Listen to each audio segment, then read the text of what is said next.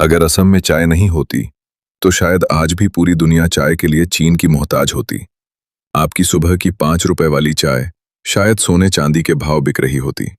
डिब्रूगढ़ और जोरहाट जैसे बड़े शहर नक्शे पर नहीं बल्कि घने और जानलेवा जंगलों में खोए होते।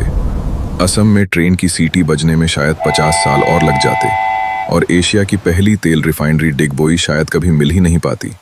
सोचिए, सिर्फ एक चाय की पत्ती ने कैसे पूरे इतिहास की दिशा बदल दी। दोस्तों, 19वीं सदी तक चाय पर सिर्फ और सिर्फ चीन का राज था। उस दौर में चाय पानी की तरह नहीं बल्कि महंगी शराब की तरह ट्रीट की जाती थी। अंग्रेज चीन के सामने मजबूर थे। चाय खरीदने के लिए उन्हें चांदी देनी पड़ती थी, जिससे उनका खजाना खाली होता जा रहा था। अगर असम ने चाय नहीं दी होती तो आज दुनिया में चाय इतनी महंगी होती कि एक आम आदमी इसके बारे में सोच भी नहीं सकता था। भारत कभी भी दुनिया का टी हब नहीं बन पाता और हमारी इकोनॉमी की लगाम आज भी चीन के हाथ में होती। अब जरा असम की जमीन को देखिए। आज जिस विकास पर हम गर्व करते हैं उसकी नींव चाय नहीं रखी थी। असम की पहली रेलवे लाइन डिब्रू सदिया रेलवे सन 1881 में इंसानों के लिए नहीं बल्कि चाय और कोयले को ढोने के लिए बिछाई गई थी। अगर चाय नहीं होती तो अपर असम में ट्रेन की सीटी सुनाई देने में शायद 50 साल और लग जाते। चाबुआ और डूमडूमा जैसे छोटे एयरपोर्ट चाय बागान मालिकों की सुविधा और दूसरे विश्व युद्ध की जरूरतों के लिए बनाए गए थे। यह इंफ्रास्ट्रक्चर हमें शायद कभी नहीं मिलता। ब्रह्मपुत्र नदी पर चलने वाले बड़े बड़े स्टीमर जहाज जो चाय को दुनिया तक पहुंचाते थे कभी नहीं चलते। आज जहां गांव और बस्तियां हैं वहां शायद सिर्फ घना और खतरनाक जंगल होता। डिब्रूगढ़, तिनसुकिया और जोरहाट असल में चाय के ट्रेडिंग हब के रूप में बसे थे। बिना चाय के ये शहर शायद आज भी छोटे मोटे कस्बे ही होते। नॉर्थ ईस्ट का पहला डिब्रूगढ़ मेडिकल कॉलेज भी शायद कभी नहीं बनता।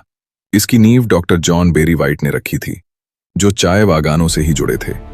उन्होंने अपनी कमाई इस कॉलेज के लिए दान कर दी थी। यानी हमारी स्वास्थ्य सुविधाएं भी कहीं ना कहीं चाय की ही देन है। और अब बात करते हैं तेल की। असम में तेल खोजने वाली कंपनी असल में चाय और लकड़ी के व्यापार के लिए रेल की पटरियां बिछा रही थी। इसी दौरान डिगबोई में तेल मिला।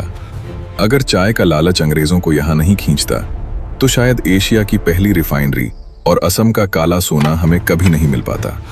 अब सरकार की जेब पर नजर डालिए। चाय उद्योग असम सरकार की रीढ़ की हड्डी है। एग्रीकल्चर टैक्स और सेस से जो अरबों रुपए सरकार को मिलते हैं, उन्हीं से सड़कें, पुल और इंफ्रास्ट्रक्चर खड़ा होता है। बिना चाय के असम का प्लाईवुड उद्योग कभी खड़ा नहीं हो पाता। दुनिया भर में मशहूर गुवाहाटी टी ऑक्शन सेंटर का नामो निशान नहीं होता और असम की जीडीपी आज के मुकाबले कहीं ज्यादा कम होती। सन 2011 में असम सरकार ने चाय को अपना स्टेट ड्रिंक घोषित किया। लेकिन जरा सोचिए, अगर चाय नहीं होती तो क्या हम राइस बियर या नारियल पानी को स्टेट ड्रिंक बनाते? शायद नहीं। चाय के बिना असम के पास कोई ऐसी ऑफिशियल ड्रिंक ही नहीं होती जिसे हम दुनिया के सामने गर्व से पेश कर सकें। और आखिर में हमारी पहचान। दुनिया असम को tea garden of the world कहती है। काजीरंगा के बाद विदेशी पर्यटक यहाँ टी टूरिज्म और पुराने ऐतिहासिक बंगलों को देखने आते हैं। अगर चाय नहीं होती तो असम की पहचान शायद सिर्फ बाढ़ तक ही सीमित रह जाती। तो दोस्तों, ये बिल्कुल शीशे की तरह साफ है कि चाय के बिना असम वो असम नहीं होता जिसे आज हम जानते हैं। रेलवे, शहर, पैसा और दुनिया में नाम, ये सब हमें इस हरी पत्ती ने दिया। लेकिन रुकिए, एक बहुत बड़ा सवाल अभी भी बाकी है। इन जानलेवा जंगलों को साफ किसने किया? शेरों और मलेरिया के बीच रहकर रेलवे लाइन बिछाने वाले वो हाथ किसके थे? असम को अमीर बनाने के लिए किसने अपनी गरीबी, अपना खून और पसीना बहाया? असम के विकास के वो असली और अनसुने हीरो कौन हैं? इस कड़वे सच से पर्दा उठेगा हमारे अगले वीडियो पार्ट 2 में। उस अनसुनी कहानी को जानने के लिए अभी चैनल को सब्सक्राइब करें और कमेंट में लिखें पार्ट 2।